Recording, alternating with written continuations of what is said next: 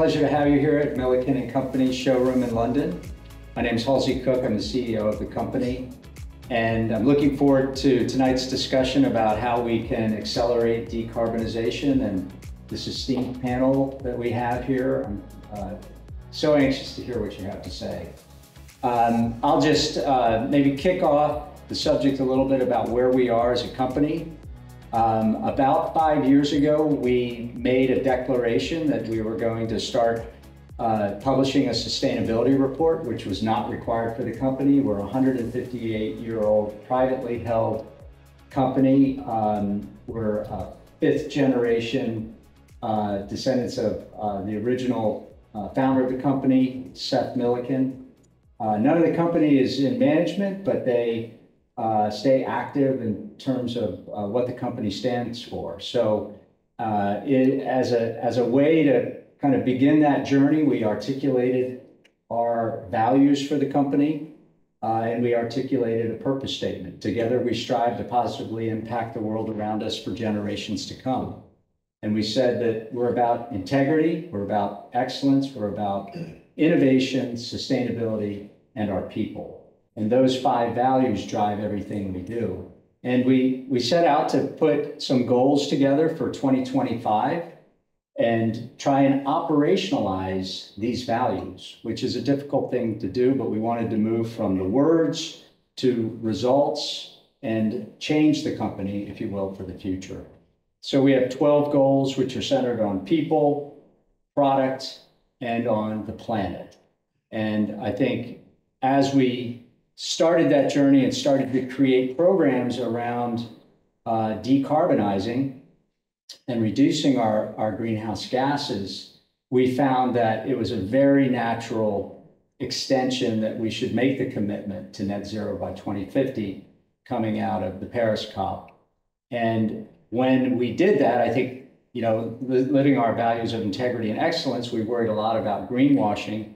And it was at that point that the team said, we need to get our plan to net zero approved by the Science Based Targets Initiative.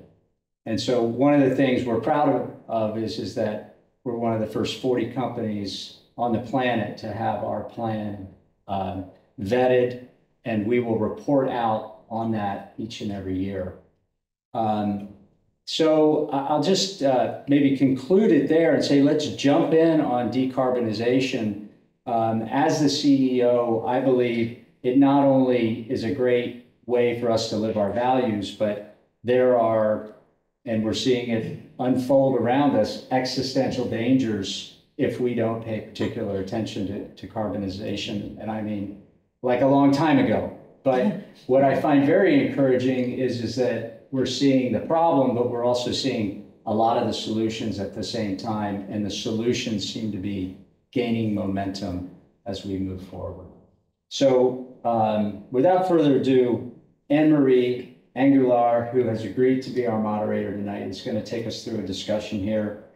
She is the Managing Director for and Senior Vice President for EMEA for the International Well Building Institute, and remains very active in making sure that the WELL AP accreditation process is maintained and supports the industry as a WELL faculty member as well. She's a veteran of air engineering for 11 years, where she brought a lot of the sustainability and wellness concepts. And she also has a degree in architecture from New York Institute of Technology.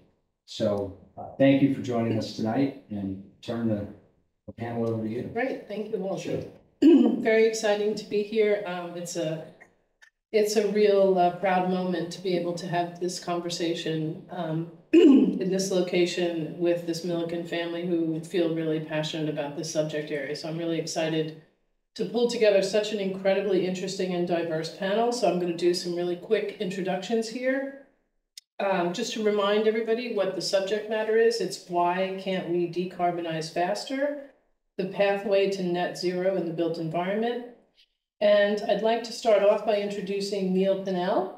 So Neil is the head of design, innovation, and property solutions at Landsec. Landsec is one of the largest real estate portfolios in Europe, based here in London. Neil is also a director at the BCO, which is the British Council of Offices, and is the chair of technical affairs. Thank you, Neil, for coming. To Neil's right is Mel Allwood. Mel and I worked together for many years. Mel is the director at Arab, leading the entire sustainability group, which means that she works across sustainability consultants to achieve the sort of low carbon, high impact, high social value buildings and refurbishments. We're also joined by Adam. Adam joins us as a principal from Perkins and Will here in London, and really is going to help us give the perspective of materials, low carbon materials for both global architecture and interior design programs. We have a very interesting guest, Tawny Lonier, who's going to be giving us a very unique perspective on the economic side of this discussion. Tawny joins us from the BDO. They provide advisory and business services to companies in all sectors of the economy, and she's got a special focus on sustainable finance. And we have Giovanna Jagger, who's from my team, the IWBI. She's one of our senior account managers dealing with all of our global clients, and has a really interesting, also in-depth focus on both sustainability and ESG. I'm very proud to have Lori Lawrence here, who is the Vice President of Sustainability at Milliken, and really keen to share what Milliken is doing across these really interesting topics. So we've got about 45 minutes. I'm probably going to have to cut people off every once in a while when we start going over the time. We're going to try and have 3 interesting conversations, about 15 minutes each. So with that, I'm going to kick off with a really interesting summary of a project that Neil has just completed. This is a project called The Forge. The Forge is the UK's first net zero commercial office development. Landsec was awarded funding for the innovative design and groundbreaking construction techniques on this project. Techniques contributed to at least, and you might need to correct me if we've got better stats, 25% reduction in embodied carbon, and a savings of 178 tons of steel, which is the equivalent of just under 14 London double-decker buses in weight. So it's a really incredible statistic. I think we all need to hear some really positive news about what's achievable in this world when we're dealing with such a brave topic. So could you tell the audience and all of us here like a little bit about that challenge? And this was 2 years ago, so you were really ahead of your time. And what has it meant for Landsec to be kind of positioning that building? I think the Forge became, if you like, a focus for our thoughts around innovation, and what we're really looking to do was to combine efficiencies in construction with high performance in terms of operational energy use in buildings into the one product, if you like, that the Forge became. So in terms of the operational energy side, to some degree there were paths open to us to reposition the building to work as an all-electric building, to use heat pump technology, so that we can produce all the heating and cooling requirements to the building from a highly efficient energy source, which also could derive its supply from renewable electricity, so which we commit to anyway across our portfolio. The bigger challenge was to start to really attack the embodied carbon, and as we move forward where our infrastructure becomes decarbonised, the relevance of the carbon that you spend in creating buildings or modernising, changing buildings in the first place, and actually through their life cycle, the world of refit becomes a much more important part going forward in terms of minimising the carbon footprint of the built environment sector. So here it was about trying to drive efficiency, trying to drive productivity in construction, and to learn the lessons from other industries. So what I looked into was a thing called design for manufacture assembly, which has been used very successfully in manufacturing, where there's continuous improvement in the way you go forward when you try and deliver things that are built much more effectively with lower waste streams and bring them into a construction environment, which is very alien to many of those aspects, which is very much a bespoke cottage industry on steroids sometimes, responding to a lot of creative input from the designers, and ultimately satisfying those requirements, but not necessarily in an efficient way. And I think the sort of learnings from that manufacturing industry is the high efficiency that you can apply to it. And when you apply efficiency, that's often at the base of good sustainability thinking. And so we were able to reduce the amount of material that we use. We were able to focus on the way that the designs were brought together to integrate the process and minimise our use of resources, which led us to really position the building to meet as probably the most defined net zero carbon target at the moment in the marketplace, which was the framework from the Green Building Council, UK Green Building Council. So a combination of that operational carbon, effectively moving it to a position of net zero, minimising the embodied carbon by building very efficiently and using materials that were lower carbon input. In fact, the raised floor is actually a reused product, a sort of pre-loved product. So again, minimising that carbon footprint. And finally, just offsetting what was left with gold standard offsets. So that gave us compliance with that framework and enabled us to put into the marketplace both our first net zero carbon building, and I think the first one that had qualified its design under that framework process. Incredible. I know, Adam, you spent a lot of time on the Perkins and Will side with this idea that selecting material is one of your lowest hanging fruit. And could you talk to us a little about what that's been like for Perkins and Will to kind of establish this, selection process?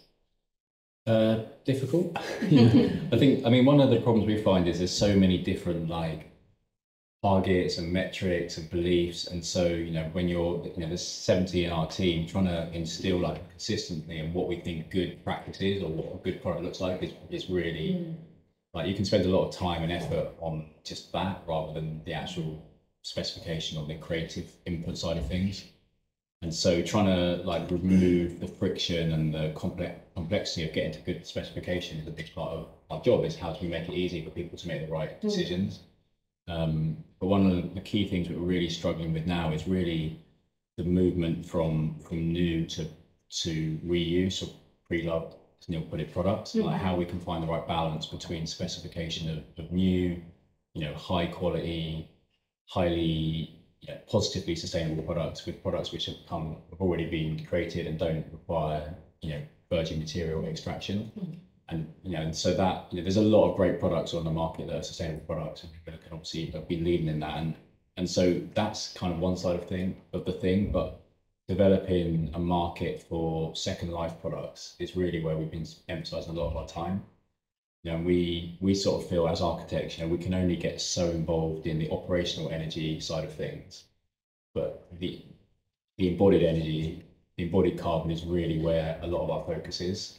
And I like to think operational energy is like a science, lots of numbers and figures and data about energy use, the consumption that an office building has. But embodied carbon is like an art, it requires much more kind of creative, non-lateral thinking about how we can really drive down the embodied carbon in physical things.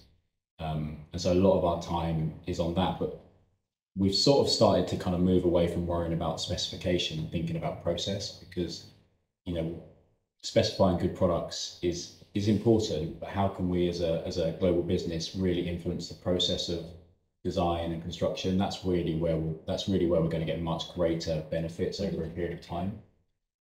And we've been lucky to work on some really great projects. We're currently working on JLL's headquarters at the moment, and their push is for it to be the most sustainable fit out in the world, and they've got really high targets on reduction of embodied carbon. And so for that, we have to just think about reuse as well as thinking about specifying new things. Wow, really impressive. And Mel, from your perspective at Arab, is this a push or a pull? Are clients really pushing the boundaries, or is Arab, as usual, kind of trying to set the limit of what people should be looking at? It's absolutely a push from our clients. The landscape in the last 18 months, 2 years has absolutely changed to a point where we are no longer having to push doors open to say, listen to me. We're managing the intensity with which people are responding to it. That doesn't mean that change is happening as fast as we need it to. It takes us 7 to 10 years to design and deliver and hand over a building. We can't make a change overnight, and that time scale means that we are, we're always struggling with the overlap between the speed with which our clients' expectations change and the fact that quite often we're working with projects that maybe we started 7, 8 years ago, and that sets a real challenge for us. There's no point in complaining about that. that's what we have to manage and deal with. And the challenge that sets for us is saying, you know, how can we respond to what our clients' questions are now, but how can we prepare ourselves and our clients for the questions that they may be asking us in 7 or 8 years' time when we begin to start to put these projects in the market? How can we make sure that our projects are ready then to the expectations that they're going to have? So, you know, these are exciting times. It is hard, but these are the battles we want to be fighting. So Maury, I would imagine you've got quite a bit of experience, like to be able to provide guidance on the supply chain conversations and just Milliken's position of getting to net zero. What would you like to tell aspiring architects and designers about how you guys are going to help us make that easier? Well, first, congratulations on the Forge. Thank you. And that's wonderful. We all need examples of how it can be done. And we echo what we're hearing from each of you in that it's time for scale. It's time for momentum. It's challenging. Milliken's approach has been to listen, to support what our customers are asking for, and also to rally around acting what's right for humankind. So while we had our 2025 goals, when the SBTi standard came out for net zero, we said, is that enough?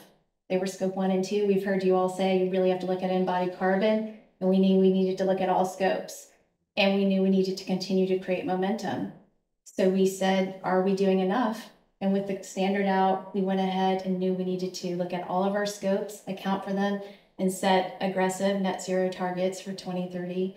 And to try to create consistency. We've heard from our own teams, we hear quite a lot. Yes, there's a lot out there about carbon, but it's quite confusing. Embodied carbon, LCA carbon, net zero for a building, net zero for a company. So I think one of our challenges is how do we create this action with clarity and transparency when it's really complicated? And that's something we'll all have to do together.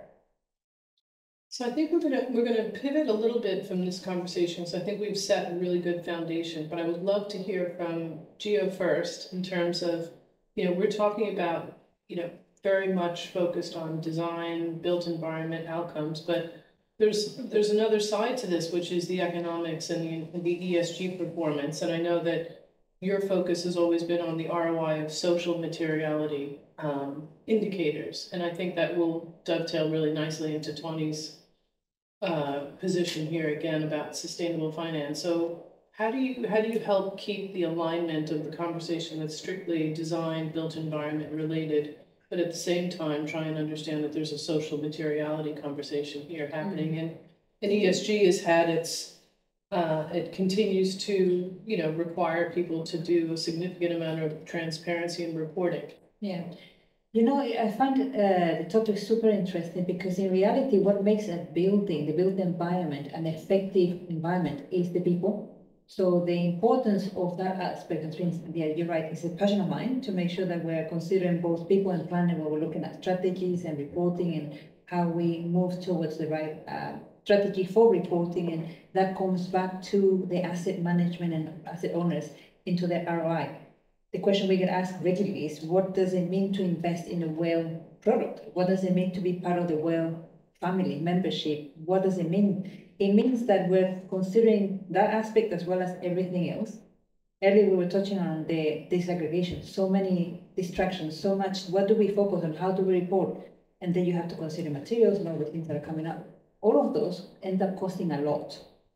And then when we look at sustainable finance, which Tawny will be able to guide us a bit more on, this is where you see the gap. And this is where people, I think, pause and think, I don't know how to do this. The investment is just too great and it's not helping anybody. In reality, it is, because we're making progress and we're seeing excellent examples. But we do need to standardize a lot of the work we're doing, and the alignment to regulation, legislation, and other frameworks doesn't help, but I think we're coming together. I mean, the next couple of days will teach us a lot as well into what's happening. But overall, I think if we hadn't started the effort, I know the journey has been difficult. Mel, you've lived it as much as many of us, but we're making progress. And I think the conversation, from my point of view, in the only 10 years I've had in sustainability, seems a bit more educated, a bit more focused on initiatives and delivery, better alignment to reporting, which means you can start to focus on materials and plan, which means we're heading, I think, the right in the right direction towards sustainable finance, where I think Tony might correct me, she might say, no, we're not there yet, but I think is, heading that way. What we also hear a lot from our financial institution members is that they look at us to help them assess how to best place sustainable bonds, green bonds, and all that kind of things that are more relevant to them. So that means we need to translate our efforts into their world. And I think it's your turn to educate us a bit more. Well, Tony, you ask for a question from Anne-Marie. well, you definitely helped. I think you're going to help us kind of understand that really interesting economic nuance and really understanding if decarbonization targets in general in the built environment align with industry and organizational growth plans. Like, how do those work together? And then, we know there's looming targets on the SDGs. That is a very prominent set of guidelines that companies around the world are really aligning themselves with. So where do you see the, like we just said, the investment potential and the alignment with having to meet these targets and the growth that company needs to achieve? Being in such an illustrious company here, I mean, I'm not an engineer, I don't work in the built environment, I'm just a backroom boffin that is very, very focused on sustainable finance. But I guess bringing it back to what is the question we're trying to answer today? And it's why not decarbonize faster? And I have to say that probably the financial side of things has not been helpful in doing that. It's because investors try very, very hard to find ways not to invest in these types of things. But with the changes in legislation and regulation, it's forcing some recalcitrant companies coming together and saying, this is what we're doing. And we have to start doing the reports. We have to start making those targets and measuring those things. But investing is not about picking the winners, it's about avoiding the losers. And how do you avoid the losers? By making sure that you understand that the company looks at the risks in their entirety and how does that impact their growth. Because you are investing in their growth. You're not investing just in them, you're investing in how are they going to grow, not only their company, but how does the company grow within the industry and with the environment, much more broadly in the environment. So some of these things that I've been hearing today, and I think it's really, really positive, is that sustainable finance can only go as fast as the slowest actor, because they are investing other people's money. So they're by their very nature, they're not forward leaning finance.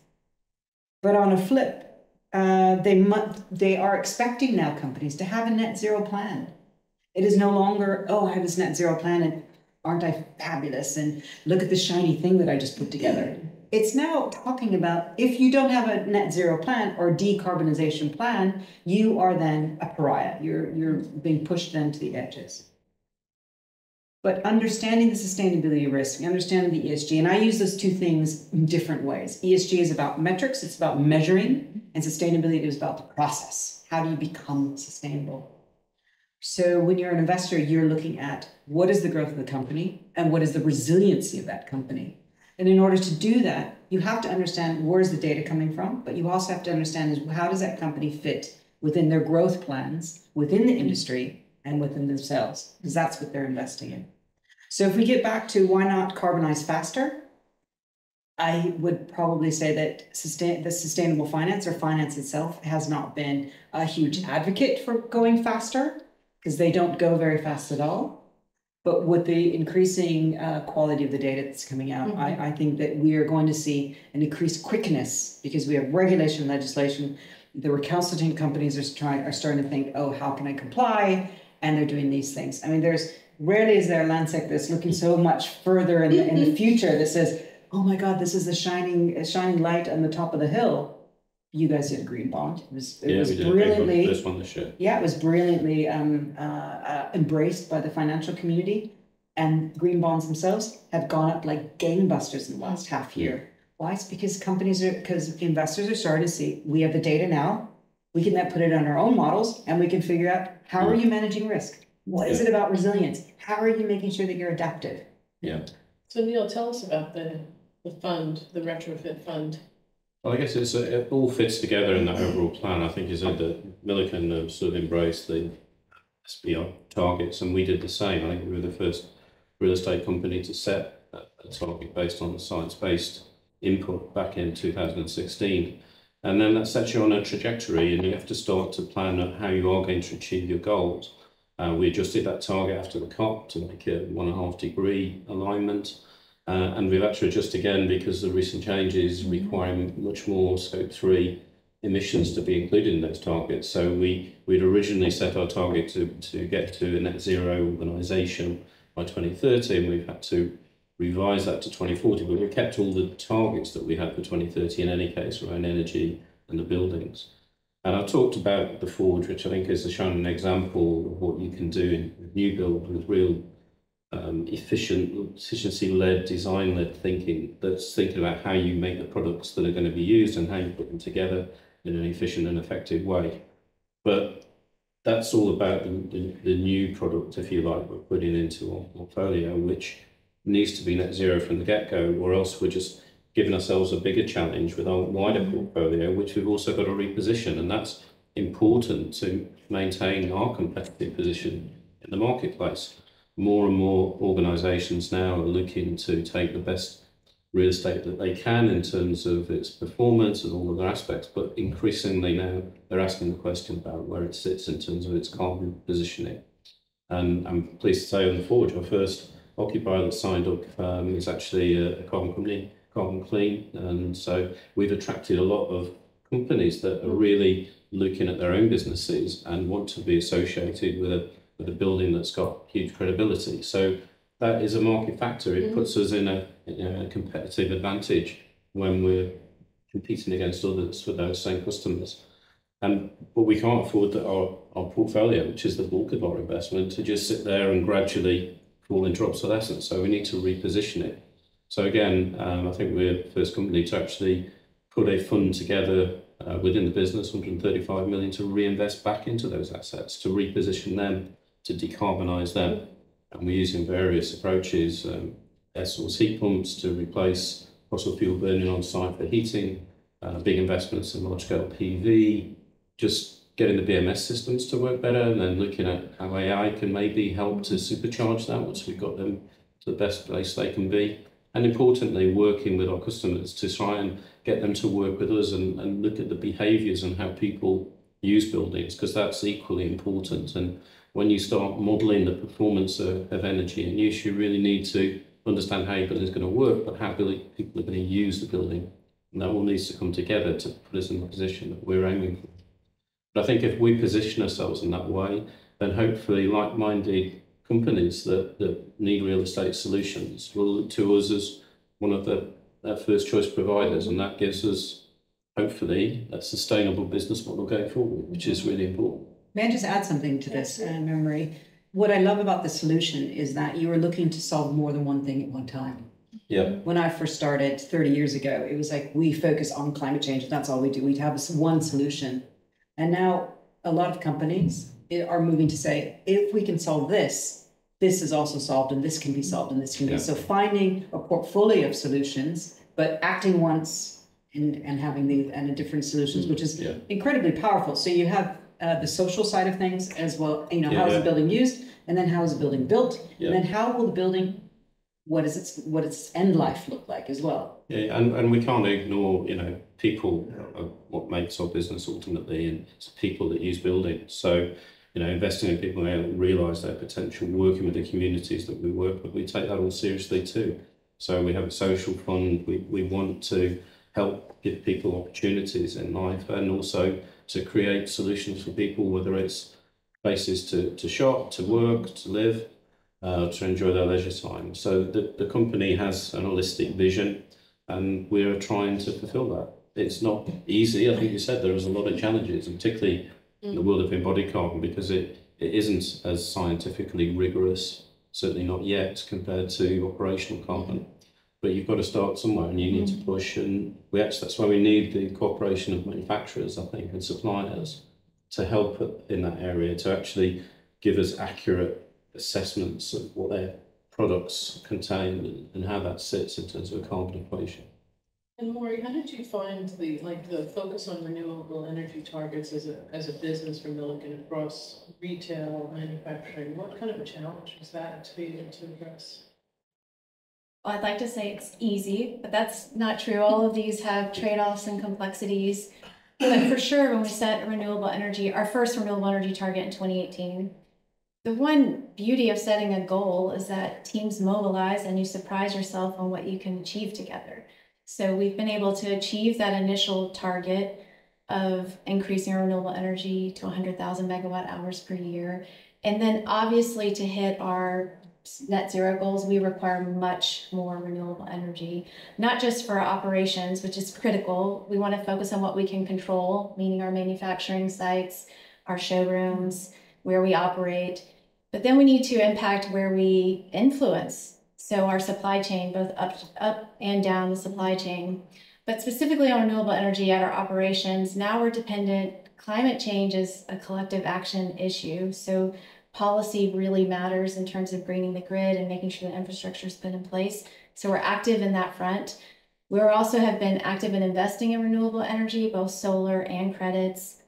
And of course, we're very active in looking at on-site solar, on-site type ways to expand renewable energy so that we can meet these aggressive 2030 targets, which include reducing our scope 1 and 2 by 50%. But that means we need the solutions there that are both sustainably attractive and financially attractive. And that will take all of us for sure to continue to push forward. Well, as we talk about, difficult metrics to achieve, I think, Mel, it'd be interesting to hear your perspective from Arab's point of view. We have multiple metrics and rating systems that are out there that are supposed to help really guide the conversation.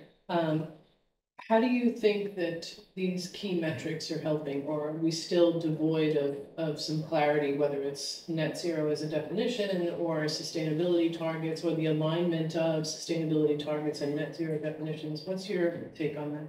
I think we are moving, very fast in terms of those definitions and in terms of understanding what we're trying to achieve.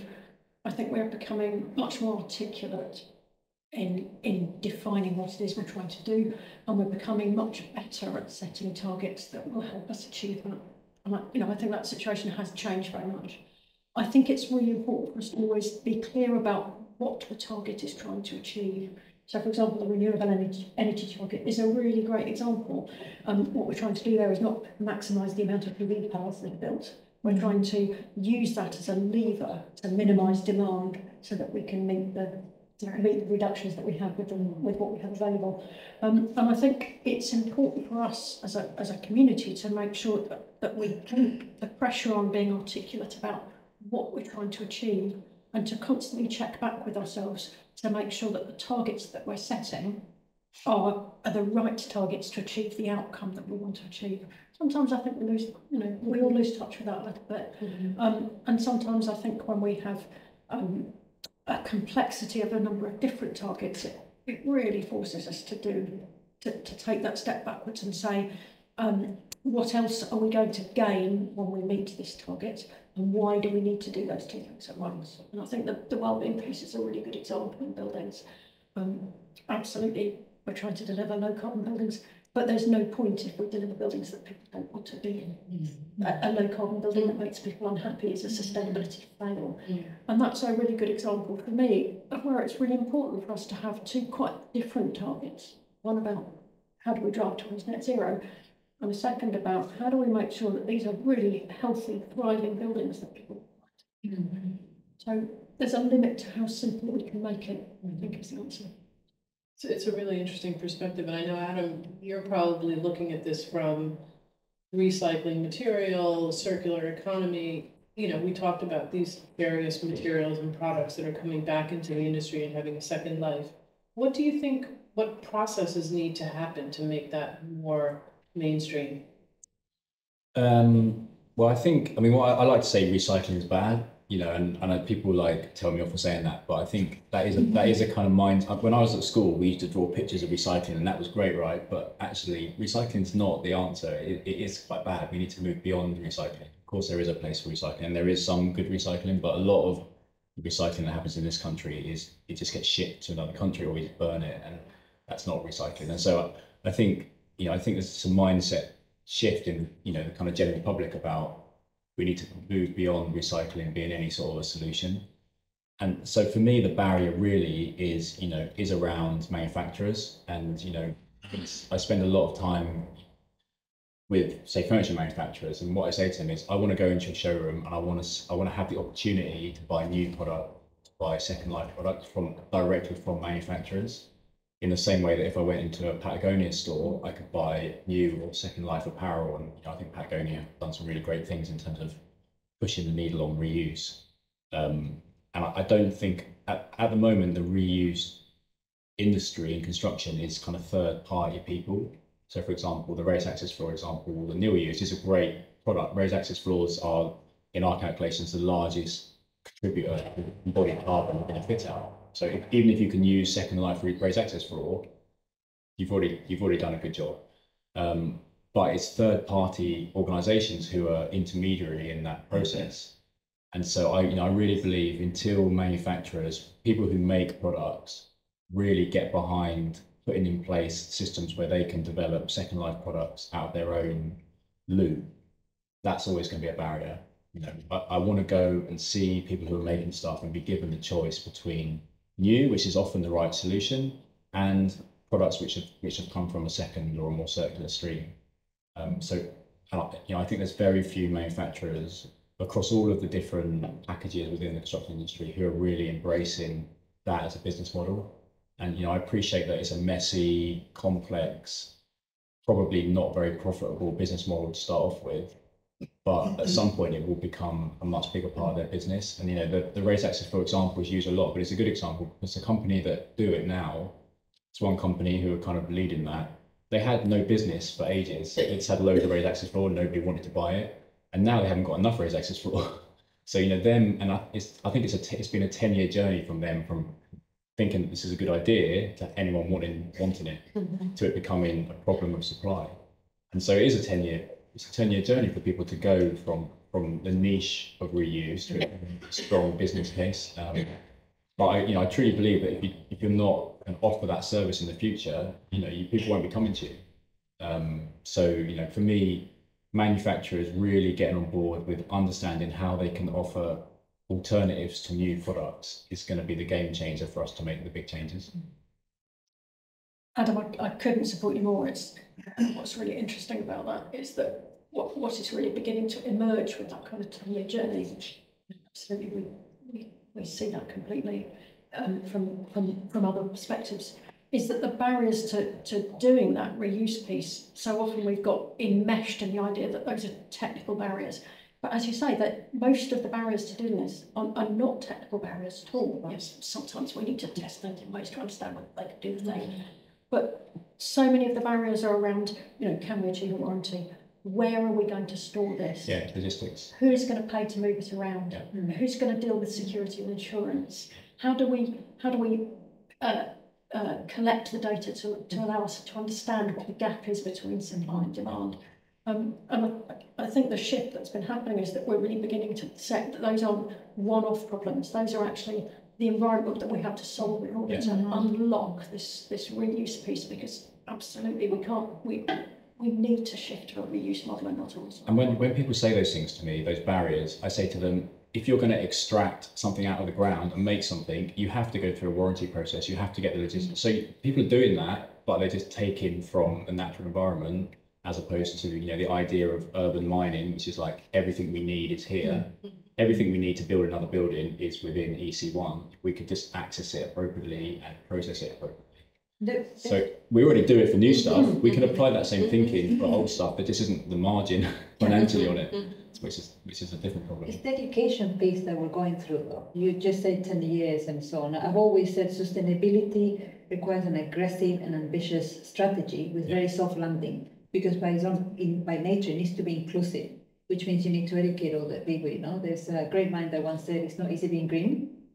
Right? And it's not. That doesn't mean it's impossible. Yeah. But now we're starting to show the journeys. We're probably at different stages of that journey, and the industries are at different stages.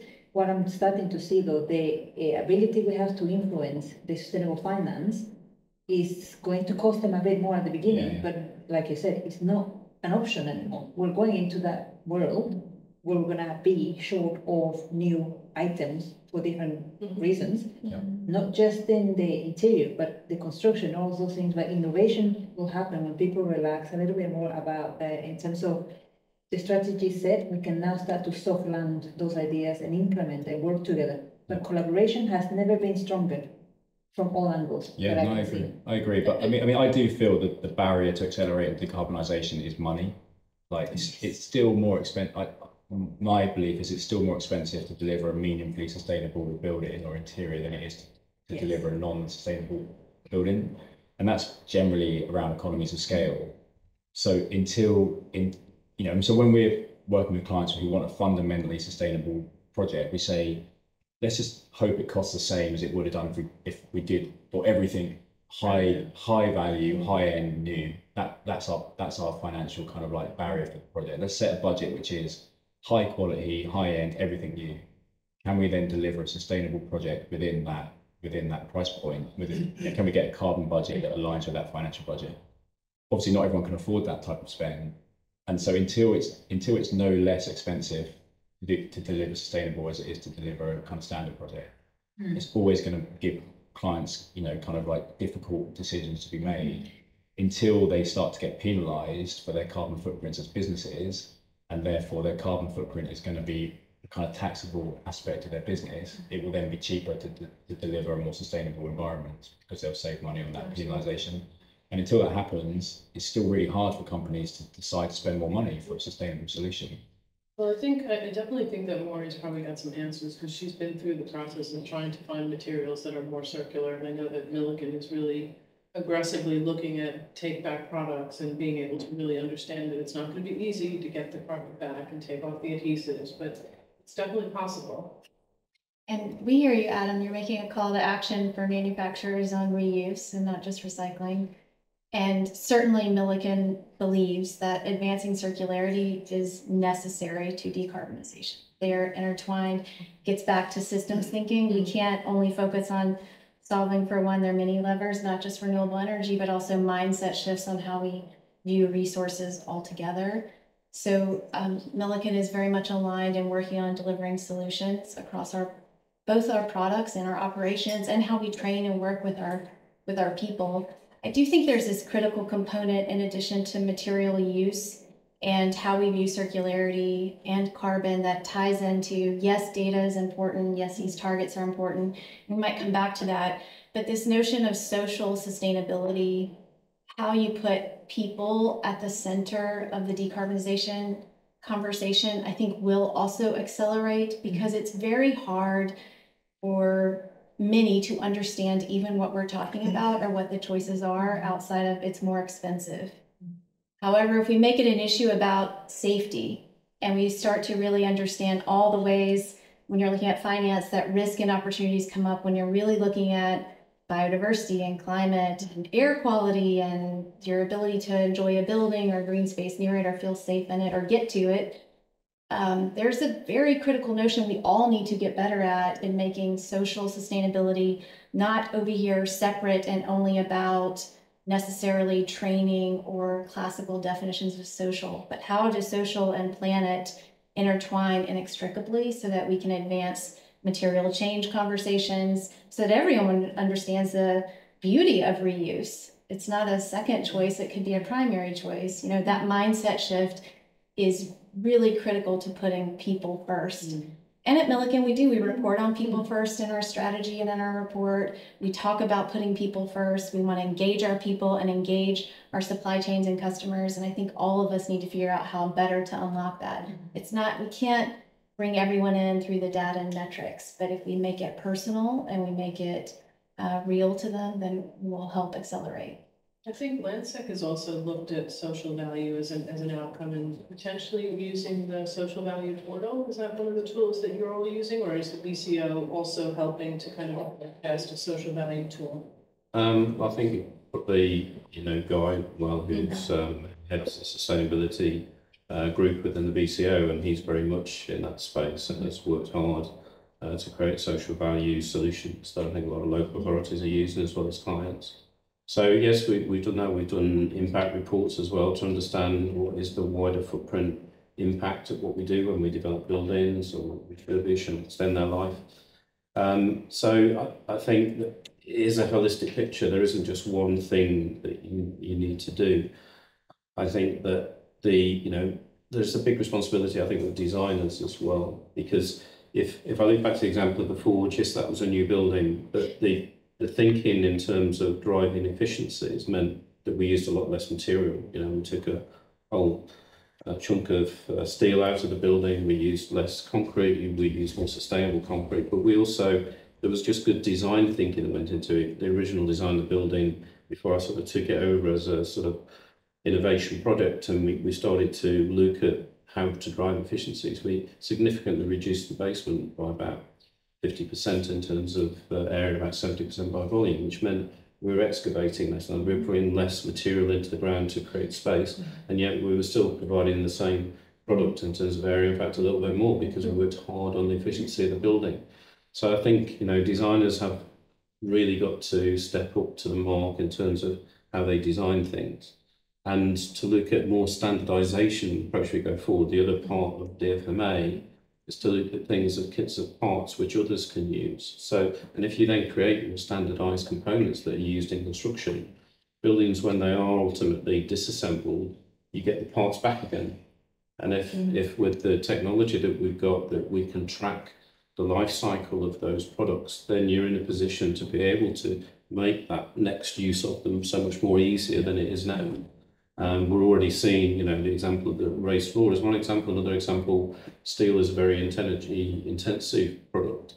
And there are one or two steel stockists now in the UK that are starting to curate spaces to gather together steel that's removed from buildings that are being deconstructed, and are refurbishing that and putting that back into the marketplace. And now, because everybody's really targeting low embodied carbon solutions, getting your hands on some elements of steel that are effectively wiped off your balance sheet because you're reusing them is a major win.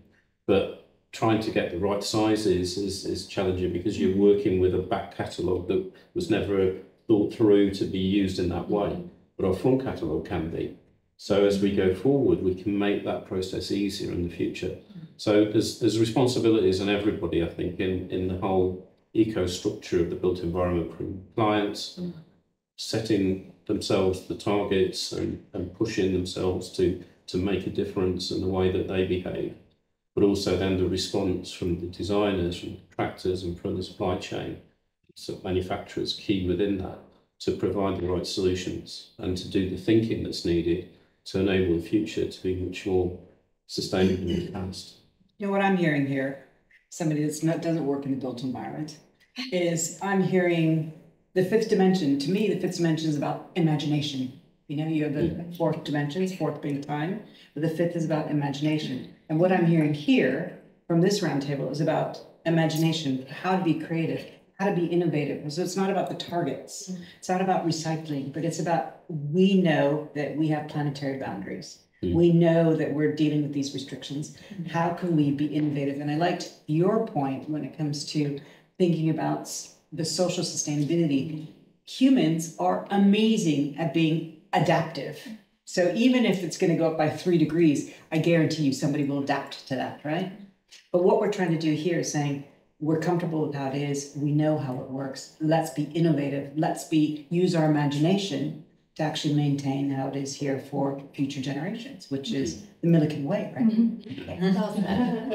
I think that was, you were the first person to kick off what I think is the sort of final round of give me something positive to say. And I thought that was really well said, that this is about an imagination. Next series of solutions is going to really come from systems thinking, being able to really challenge the expected way of doing design. So I'm going to give everybody a minute to think. Let's close this out with something positive, reasons to believe that this, even though we know it's challenging, even though it's an uphill battle, give us a word or two or a sentence about what's a positive way to end this. So Gio, can you kick us off? Sure. I think what I'm hearing in terms of going into a slightly different industry from sustainability as well, the real estate, the construction side of the world and all that, is that I hear that people really want to do better. And we have, from one side, we have the frameworks and standards and certifications and all the things that are telling us you should do it this way. We have regulation, legislation coming in hard. We have no time, but we have the opportunity to come together and start to innovate, knowing what we know. So if we all focus on what we know and deliver that piece, I guarantee we're going to make progress, and we're going to be amazed at when we look at the reports in April next year in 2025, how much progress we've made, because I think the momentum is here. We just can't drop guards, and continue. It's not easy being green, but let's go for it. I was just thinking about how to, I mean, I just read a book by the guy that started Patagonia. I use that as an example. He basically said, like, once you accept that we're fucked, then you can just be, then you can really think about what's next. And, we are a bit fucked. And I think probably everyone in this room realizes that. I don't think enough people outside of this room realize that. But once you say, that's happened, we've done it, our generations have created this problem. We're not, small things are not going to make a difference anymore. We have to make big steps, big changes, sort of institutional, systematic changes are what's going to make any sort of difference. I think that once you understand that, it really is freeing and linked to that imagination thing. And I think the other thing that I'm excited by, I've got 2 small kids, and so you want your kids to have had some sort of the luck of the world that we've had is, we talk a lot about audiences, and, the audiences that we talk to, our demographic, the people who are now starting to run real estate companies, the people who are now becoming accountants, the people who are now using our buildings, they really care in the way that my generation and old generations didn't really care. They celebrate this idea that we call a new beauty, which is like, when you look at a building or a space, you're looking at the values beyond the aesthetic. And I think, before, there was always values around efficiency and those sorts of things, but actually, the purpose of a building, where it comes from, the social value, the fact that it might not be perfect, but there's real reasons behind that. We understand that those audiences really care and believe in that, and that they will be driving what we will do in the future, and that they'll be our clients, or they already are our clients. And so that really gives me, kind of like a lot of kind of stimulus and hopes. You asked me about the SDGs, and I didn't really touch on those, so please forgive me. But with the changing demographics, if the SDGs are going to be delivered, they're going to have to be delivered by cities. And part of the city environment, of course, is the built environment. So the built environment is seen as these object, but actually it is an integral part of delivering some, these 17 goals that we have that have been identified as the world's largest challenges. So SDGs, on one side, there's a big, huge challenge. But if I'm listening here, then we have a very good way to make sure that cities are part of a solution, an innovative solution, than holding people back. Great. Neil? I think the good thing is, I think we have the tools to do what we need to do. My profession is an engineer, and engineering is the appliance of science. I think the science has put all the tools out there. We now need to use our knowledge and engineering skills to develop the future of real estate such that it delivers the sustainable spaces that we need. Both my children have gone into an engineering world, slightly different routes. So one's working for Historic Scotland, perhaps helping to preserve the past. And my son and my daughter works in central London, helping to develop new buildings and major refurbishments of buildings. So they're both taking that sort of thinking forward into what they do. So I think the future is obviously young people and the way that they really relate to the environment that we're in. But the responsibility, I think, relies with the older generations who got us to where we are now and have a responsibility to make sure that we push forward at all the aspects that we've talked about today to try and make the world a better place. Yeah, similar probably. No, absolutely not underplaying the scale of the challenge that we have ahead of us, and that every day that mountain gets a steeper one to climb. But also every day I walk into rooms full of people, my colleagues, our collaborators, our peers, our clients, and I look around rooms and I think, we've got all the right brains here. If this room full of people can't solve this, every day you walk into a room and there's a different mix of people who give you new perspectives, new passion, just ways of thinking and doing and actually making change happen in a way that is, it's really different. A lot has changed, I think. Now's the time. Well, the point you made earlier, the buildings have got to work. There's no good building things that don't work, because that wastes all the carbon. Yeah. We did that in the 70s, and we can't afford to do that again. So they have to be good, and I think that's why the WELL accreditations is a good thing, because it balances all those things to ensure that we create good environments. But this is against the engineering's credo, isn't it? Engineer's credo. But you build something, it doesn't work, suddenly that engineering taken away from you, right? I know, well, I've always had a different perspective in the way that I've approached it, in terms of, I saw the lessons from what happened at that period of time, and you just think, what a waste, We need to put our effort into creating things that work. It's simple. What a waste of resource, but also what a waste of time and what a waste of goodwill. Yeah. We need to be better. Yes. But I think we see that with Milliken as well. Absolutely with the passion about creating a circular product. But you also want everybody to walk into a room with your product and say, "This great space." That's great space. Yes. So that's a no compromise, isn't it? Yes. We cannot afford to Absolutely. deliver a lesser product that doesn't meet the bar. So Warren, maybe you can close us out from this conversation and decided that tomorrow you're going to get to attend a really important event, the Reuters event, and maybe there's a bit of just summary of how Milliken's really looking forward, giving us some really good reasons to believe. First, each of you gave reasons to believe, so thank you, and thanks for moderating. I think companies play a role, and at Milliken we say, together we strive to positively impact, and it's true. So maybe I'll just give a few examples just from today to make it very real about what gives us optimism.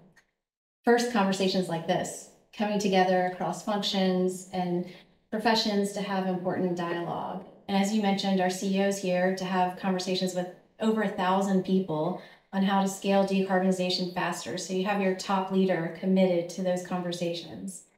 Then I met a Milliken team member, Louise. Never met her before, met her today, and she's a sustainability champion. She leads sustainability education. She's gotten additional education this year, so she has more accreditation when she goes to our customers and credibility. And that's all on her own. Solutions come from everywhere. And in my email inbox, another Milliken associate emailed me and said, Mari, in our operations, we figured out a way to reuse carpet scraps in a unique new way that we're looking at. And so operational solutions. And that's what you need. You need everybody's action to matter and be in the game. And you also need to find hope in daily actions too, because it's a massive problem to solve, an opportunity. But there are signs of progress, and tonight has been that too. And we do look forward to the conference discussion tomorrow. So thanks for mentioning that. Great. Thank you, everybody. It's a great conversation. Really enjoyed it. Thank you so much. Thank you. Thank you. Thank you. Anne-Marie, thank you for moderating.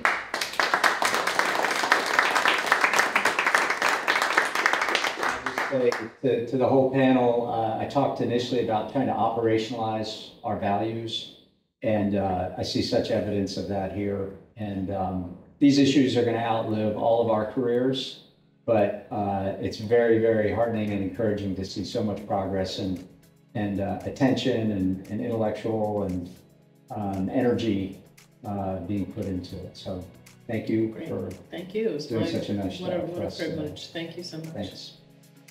Thank you, everyone.